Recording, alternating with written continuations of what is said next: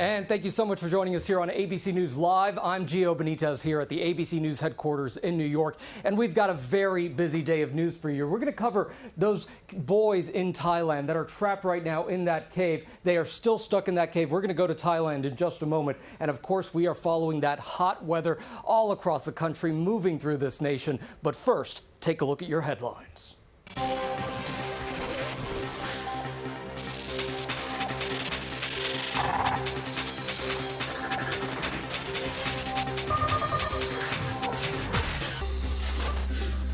Flash flooding filled streets with water in Millvale, Pennsylvania this morning after heavy rainfall. At least 30 passengers had to be rescued from a bus that was stuck in the floodwaters.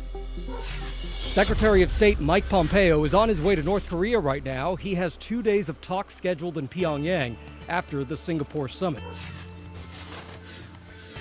The woman arrested after she climbed the base of the Statue of Liberty during a protest over how kids are being treated at the border is due in court today.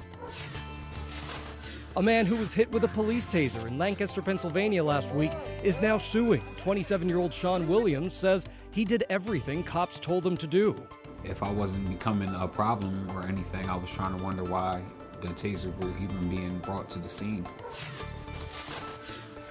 The staff of the Capital Gazette marched in yesterday's Annapolis Independence Day parade to honor the 5 colleagues they lost in last week's shooting. It's heartbreaking what happened, and I'm so glad to see all these people turning out for them, and the response they got is awesome. And Netflix is considering adding a new plan, a subscription it may call Ultra. The plan would offer simultaneous high-def video streams, and it could cost $17 a month.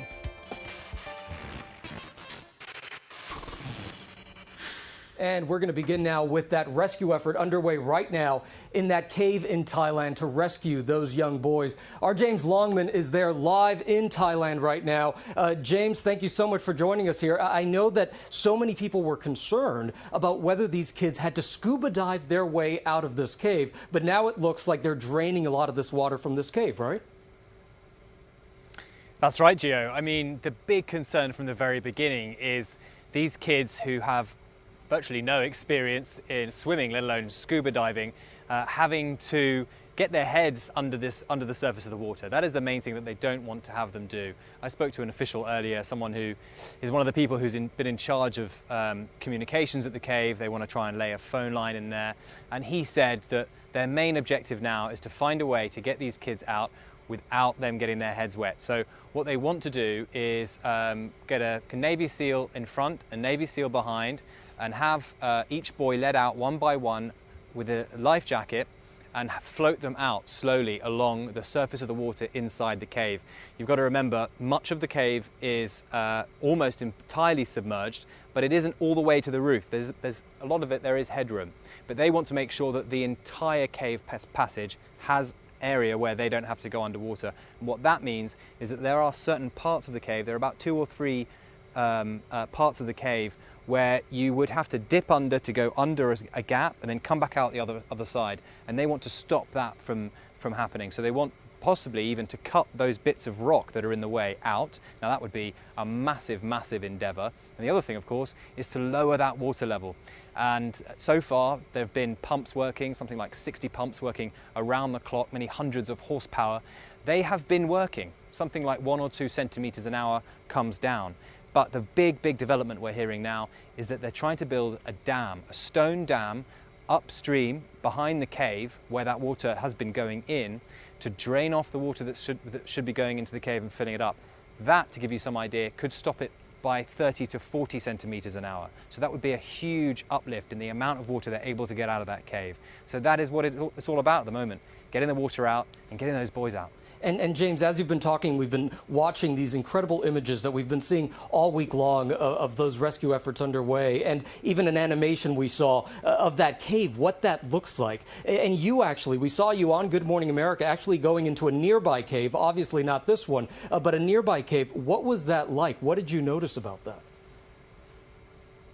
Well, this entire area is a very mountainous one and full of these sorts of caves. In fact, the whole mountain is called the Sleeping Lady because if you look back, you can see the outline of a lady sleeping or lying down. And at her neck, below her neck, is where the cave is. And we were just about 15 minutes away, and we went into another one of these caves, like you said.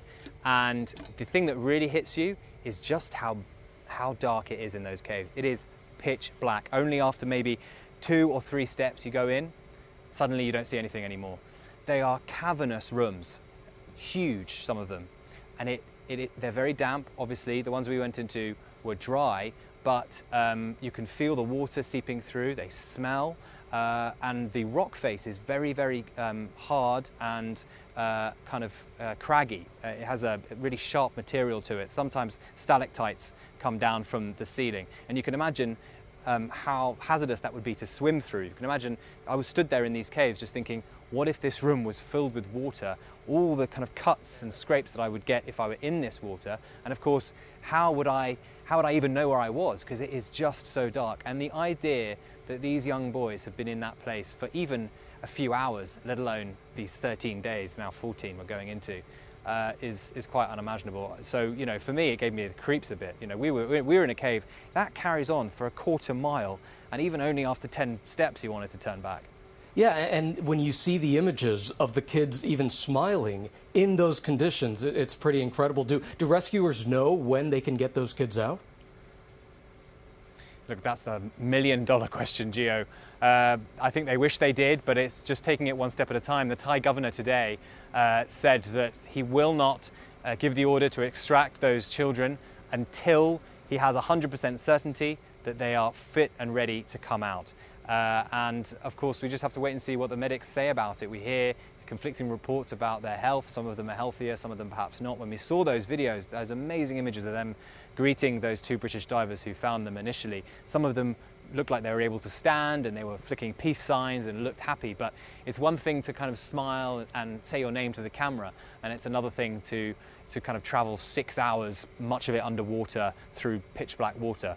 That is the big question. We have to wait and see when rescuers can get these boys out before the weather hits, because we have been lucky the last few days. The weather has stayed away. Bad rains have stayed away, but we are in monsoon season, and if the rain comes back, those caves flood further, and then we're back to square one.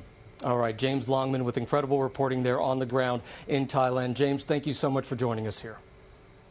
All right, James, we're going to turn now to that poisoning mystery in the UK. Our Eva Pilgrim is live in Salisbury, England right now. And Eva, this was a couple that was poisoned just miles from where that ex-Russian spy was poisoned, and it's the same nerve agent. Gio, it's closer than just miles. Where we are standing right now is one of the areas that's cordoned off. We are literally less than 2 blocks from the restaurant that they have believe was where the former Russian spy and his daughter were contaminated by that nerve agent. I just want to show you what they've done today. Now, yesterday when we were in this same exact spot, you could literally walk up to this trash can that's now been cordoned off. It was cordoned off yesterday. They actually blocked the road on both sides, and they told us that they were going to have hazmat teams go in to start decontamination. The trash can, because I was here yesterday, I remember, is literally right on the other side of this wall here, and if you look carefully, you can see there's plastic now on top of it. That plastic wasn't there when we came by yesterday. You can literally walk to the restaurant from here. There's also a giant park in this area that a lot of children and families go to. That whole park has also been cordoned off, and they are going through that park trying to figure out. The big question is, how was this couple contaminated? What did they come in contact with that poisoned them, that got them sick, and how is that related to this other case with the former Russian spy and his daughter? They don't know that connection. They haven't released that connection at this time. So a lot of people, especially in this community, feeling a little unsettled today. Yeah, and Eva, there are serious questions about how that nerve agent, how that chemical got into the UK in the first place. Absolutely. So we actually spent some time today talking to one of the Russian scientists who was part of the team that developed Novichok. That's the nerve agent that is in question here, that has been used, was used on the former Russian spy and his daughter, and then was confirmed to have been found on this new couple. Saturday was when they got sick, right? And he told us the thing with Novichok that's really interesting is that it's pretty hardy. It's able to be strong and to stand up to time he was explaining to me that even in 5 years' time, it's still at 50% strength. It only takes, though, about 2 milligrams, which is basically nothing, to kill a person. So a very small amount of it goes a very long way. And he was telling us, like, in the oily form, in the liquid gel form, it would be slightly oily. Now, as he explained to us, in the weather, because rain and this nerve agent don't go well together, it would have degraded it in some way. So in his mind, he thought there was a very good chance that if they had come into contact with this, and it was part of the batch that the other couple had come into contact with, it had to have been under some sort of cover. It would have been not exposed to the elements. This wouldn't have been something that would have lasted out in the elements very well. So, but that is still the question at this point. Where were they contaminated, and how were they contaminated, and where was this Novichok all throughout Salisbury? That we don't know who brought it in. We don't know where they went with it. While we know where the Skripals were, that former Russian agent and his daughter, we don't know where this nerve agent was and all the places that it may have contaminated along the way. The Public Health Department, the Department of Health here in England, is saying that it's not a super high risk for people. They're not telling people to be alarmed, but they are telling people who have been in the vicinity of these areas that have been cordoned off to wash their clothes, to wash their personal belongings. The workers who were at that restaurant, they told them to get rid of those clothes. So things to keep in mind if they were to come in contact with it. But a lot of questions here. We did get a statement from the Kremlin. A spokesperson from the Kremlin said that they are concerned about this new poisoning, but they are still denying any relation, any connection to the nerve agent being here in England. All right. Gio? Eva Pilgrim joining us live right now from Salisbury, England. I know you're going to continue covering the story, and we'll see you on World News Tonight. Thank you, Eva. We're going to turn now to the Supreme Court as the president decides who he's going to nominate for that Supreme Court justice seat, the one just vacated by Supreme Court Justice Anthony Kennedy. Karen Travers joins us live from the White House right now. Karen, we know that the president has a short list. Who's on that list right now? Hey, good morning, Gio. We've just heard this morning that the president has narrowed down that short list to 4 federal court of appeals judges. And here's the short list as we know it right now. You have Brett Kavanaugh, Amy Coney Barrett, Raymond Kethledge, and Amul Thapar. Those are the 4 that President Trump met with here at the White House on Monday. And when the president spoke to reporters, he didn't say them by name, but he did say he met with some outstanding, incredible people. He described those meetings as very interesting. So the president now seems to have narrowed down that list from 25 to about a half dozen, now down to 4, and over the coming days will make a final decision before announcing it here at the White House on Monday. And one of those leading contenders that you just mentioned, Brett Kavanaugh, some Republican lawmakers are actually concerned about his potential nomination. What are they saying? Yeah, Brett Kavanaugh serves on the Court of Appeals here in Washington. He's a former official in the George W. Bush administration, so he's somebody that is very familiar to people in Washington. Rand Paul, Tom Cotton, and Ted Cruz, Republican senators, all reached out to President Trump to express their concerns about Kavanaugh. And their concerns are focused on the fact that they think he might not be a solid, reliable, conservative vote on the highest court. And they're pointing to some of his writings and decisions in recent years on cases involving reproductive rights and the Affordable Care Act, Obamacare. Now, Gio, these are cases where Kavanaugh didn't rule with the liberals on the court, but what they're saying is some of the things he has said in his decisions might indicate to them that he isn't conservative enough. And why is that a concern to them? Well, because this is not just a conservative judge retiring and being replaced by another conservative judge. This is Anthony Kennedy's seat. He's a very critical swing vote. And conservatives would like to see the president take this opportunity to really swing the balance of power on the court to the right. So they don't want to essentially see another Anthony Kennedy on the court who could be a swing vote. They want somebody who is solid and reliable as a conservative. And do we know when he's going to make a decision, the president? President Trump said he is going to make a decision in the coming days. He's going to spend a very long weekend in New Jersey at his golf club. We assume he'll be hunkered down with senior staff and family members as he comes up with that final name. Gio, he says he's going to announce it on Monday at the White House, and we're told to look for a primetime announcement, very similar to what he did with Justice Neil Gorsuch last year.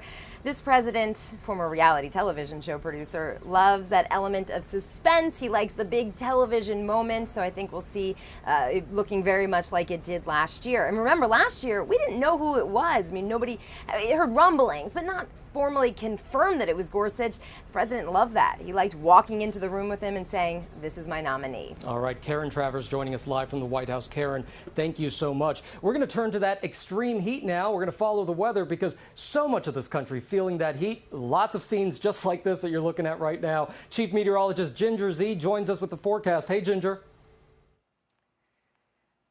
Gio, thank you. Got to get straight to the heat because it has been hot already, but it's going to be even hotter. I describe it always like it feels like an oven when you're out in the West and it's that hot because it's that dry, but now it's like we're just going to open it up and let it loose, and that's going to be horrible for the fires. This is just one of 64 large wildfires burning, this one in Colorado, but back to California and certainly much of Alaska. Excessive heat watches and warnings have settled in, and the highest temperatures are, for most, are going to happen on Friday. The Haines Index, it's something that we measure the wildfire potential, the amount of moisture in the air. It is low. Humidity is as low as 5 and 8% from Utah back through Southern California. So the deserts and beyond, actually, all the way to the coast, LA 101. That dome of high pressure, it's that big ridge that stretches all the way into Canada. Well, it's going to keep everybody hot. Now you add humidity when you move east of the Rockies, and you're feeling like 100 in Memphis, 105 Louisville, even 98 Boston. One more day, guys. We can make it through the weekend. Great Lakes through the Northeast does get a little break. New York City drops into the lower 80s as we kick off the weekend. And Chicago, the upper 70s. All right, so that's the look at the heat for now, but we'll head back to Gio. All right, Ginger, thank you so much. You'd think you'd want some rain after all that heat, but not in Houston, because right now, record rainfall fell in Houston yesterday, and our Marcus Moore is there live. Marcus, you've been following this. My gosh, extreme flooding there, huh? Yeah, Gio, extreme indeed, and really disappointing for a lot of people here in the Houston area. And here's the reason why. I'm just outside one of the ticket counters for a big event that was scheduled for the 4th of July. It's the annual Freedom Over Texas. It includes concerts and other events that lead up to a big fireworks show here in Houston to celebrate the 4th of July. The extreme weather that we saw yesterday here in Houston actually led to that event being canceled. So a lot of disappointment here. And right now I'm standing on Sabine Street, which is right near downtown Houston, if you're familiar with this area. Very popular for people who live downtown and want to go out and run and perhaps get a view of the bayou, the Buffalo Bayou that is right here to my left. And off in the distance is where the main stage was located for the big event you may see there. Now, Gio, if you saw the video yesterday of that massive flooding, you probably saw that blue tent. It was submerged in water, and the stage was also surrounded by water. That is where the big event was supposed to happen yesterday, and because of that flooding, they had to cancel it. At one point yesterday, the rain was falling at a rate of 4 inches per hour. I mean, that is just an incredible number when you think about it. And for it to happen in a city like Houston, which is a pretty flat, low-lying city, you really get a sense for why flash flooding is an issue and why it was a problem yesterday. More than 120 motorists called the Houston Police Department because their vehicles were stranded in the floodwaters there. And by final count, we got from the Houston Police Department, and this is just Houston, they had more than 160 cars that they towed off of the roadways and the freeways here in the Houston area, all because of the flash flooding that, again, wreaked havoc once again in this major city that is still recovering in many ways from Hurricane Harvey last year. And Gio, in the midst of all of that, we did also hear about at least one rescue, a family of 5. They were in a vehicle and they were surrounded by this high water. A Good Samaritan told us how he helped them escape. They were able to crawl out of the windows of that car. And thankfully, there were no injuries. And that was really the only major high water rescue we heard about. We did also hear about a sinkhole that opened up and a car kind of partially drove into that. But for the most part, as destructive as this storm was yesterday, it certainly Could have been a whole lot worse, and but certainly a lot of disappointment that this event for the 4th of July was canceled, Gio. Well, I am so glad it is drying out. It certainly looks like a much nicer day there for you, Marcus. Thank you so much for joining us, and stay dry. Thank you, Marcus. We're going to turn to the wildfires, though, out west. 64 wildfires right now across 14 states. Our Will Carr is in Napa, California, where firefighters are battling a massive fire. Hey there, Will. Good morning, Gio. These fire trucks about to head back out to the front lines as thousands of firefighters continue to battle these historic fires. They're running into brutal heat and bone-dry conditions. The county fire here in California, firefighters on the front lines are doing a great job upping their containment numbers, but this fire has already scorched at least 86,000 acres. The spring fire in Colorado has destroyed more than 100 homes, and it's now the 3rd largest fire ever in the state's history. Basically, fires in all western states right now. And keep this in mind. Here in California, we've seen 260 more fires this year than at the same point last year, one of the worst ever on record. Last year, the state saw both its largest and its most devastating fires in history. Gio. All right, Will Carr following that for us. Thank you so much, Will. But obviously with the heat, you're left wondering how hot can playgrounds get? Obviously, that could be very dangerous. Let's go to Kana Whitworth. She is live right now in Los Angeles. And Kana, you are right there on the playground. We've done these stories where we've looked at how hot that playground equipment can get. And boy, does it get super hot.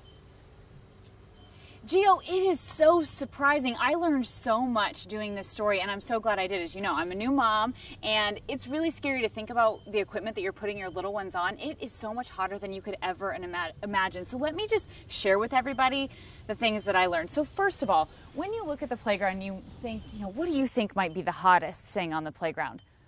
Are you surprised to find out that a lot of times it's this bouncy surface? Now, I know here in California, how LA of this is this, that it's covered in sand. But this is sort of this bouncy surface, almost like a sport court. This tends to be the hottest spot on the playground. In fact, some of our measurements were reading at almost 200 degrees. Wow. That is really, really hot. And you have to think about it. If your little kid is running around in sandals or something and their sandal slips off, that's going to be really scary, because keep these numbers in mind. If this is measuring at almost 200 degrees, at just 140 degrees, if your child puts their hand on a surface that's 140 degrees for just a couple of seconds, they can end up with a 2nd-degree burn. If they leave it there for about 5 seconds, they can end up with a 3rd-degree burn. We're talking about blisters all over their hands, feet, or legs, whatever touches that surface. And it's really scary, especially for little ones, because if you have a young child, maybe 1, they could put their hand on a hot surface. They might scream out in pain, but they don't have the wherewithal to actually remove their hand. So that's really scary for them. And I want to walk around here. First of all, I want to point out one thing. I was with a biometeorologist when we did this story. She said that shade from trees is the best thing that you could find at your playground. She loves the shade from trees, but then you're only going to be in a shaded area for a certain time of the day, of course, because as the sun moves, you'll lose your shade. Another thing that I want to point out, and I actually think that this is kind of a good example over here, is that you see how parts of this slide are in the shade and parts of it are not. So some parts of this slide can be totally fine for your child, and then another part that's in the sun, that might measure, at gosh, it can measure at 160 degrees. In some cases, those are the measurements that we saw. And another thing that's interesting is I know I talked about the sand here in California, but one of the best surfaces that you can find at your playground are wood chips. So if you are a mom and you're out there looking for a playground and you find wood chips, that's for sure where you want to take your kid. If you're a mom or dad, by the way, my husband takes our child to the playground all the time. And Gio, you know what? I'm sure you're familiar with, this like kind of new plastic coating that we have on most of the playground surfaces. So what that does is it helps protect our kids, but this is another really good example of that. It's worn off right here. I'm wondering if Doug, can you see that? Are we close? I'm gonna ask my photographer to come in. So there's a plastic surface, covering this, but then it's missing right there. So that spot is going to be really, really, really hot for your kids. And we took a drone out with us, Gio, and I know you like drones. So if we can show you this drone video. So Gio, if you're watching the drone video with me, can you see the yellows and the reds and the blues in the video? Yeah, we see that. Mm-hmm. Okay, so at the yellow spots, that's about like 180 degrees. Wow. And that's most of the playground. So those are all really scary things. Now, we're not trying to scare everybody away from the playground. Obviously, it's really fun for our kids in the summer, but you just have to be safe. So what I learned is, as a parent, when you get to the playground, just go around, touch everything, make sure it's a comfortable, temperature for your child. And if it's just too hot, you can't let them play there. And a good, I want to point out too, just before I send it back to you, Gio, is those swings. Those can get really, really hot too. And you plop your kid in the swing and they're going to get burns on the back of their legs and stuff. And I mean, Gio, you've been doing the pool safety stories, right? We want our kids to have a fun summer. We want them to enjoy all the things that summertime brings, including the playgrounds. We just want them to be safe.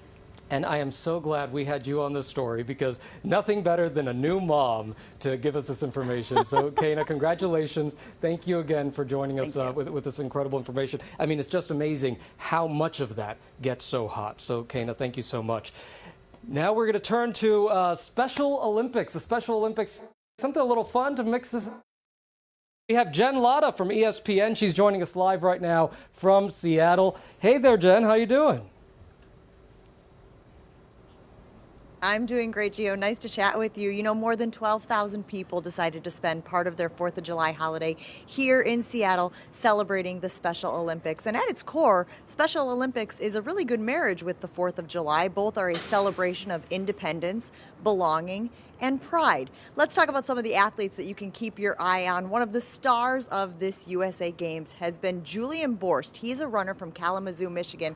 On Monday, he lapped the field in the 5K to take gold. He also was able to get gold in the 3,000 meter race in track and field. And today he'll be going for the trifecta, trying to get gold in the 10,000 meter. Julian, an easy guy to cheer for. He runs everywhere he goes. In fact, there was once a race where he didn't have transportation to get to the race, so he ran to and from after competing in the race. Just an easy guy to pull for. We will also be paying attention to the tennis courts today. A young lady by the name of Brittany Tagliarini from Orlando, Florida, is a fierce competitor. She has intensity and passion out there, and she is in line to do quite well in these games. We'll be watching her as she takes part in the mixed doubles tournament, going for gold with her fiance. She also will be competing in singles tomorrow. Just two of the athletes we've been paying attention to out here in Seattle.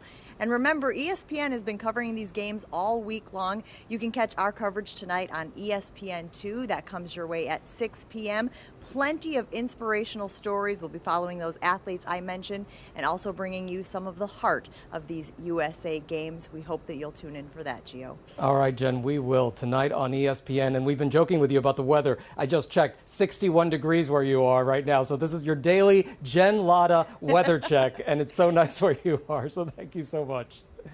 All right, Jen Latta from ESPN. Thank you so much for joining us here on ABC News Live. Remember, abcnews.com and on the ABC News app, we have all of the latest headlines there, and we will be updating them throughout the day. And of course, tune in to ABC News Live. You never know when we'll be here live for you with a new update. Thanks so much for joining us. I'm Gio Benitez here at the ABC News headquarters in New York. We'll see you later.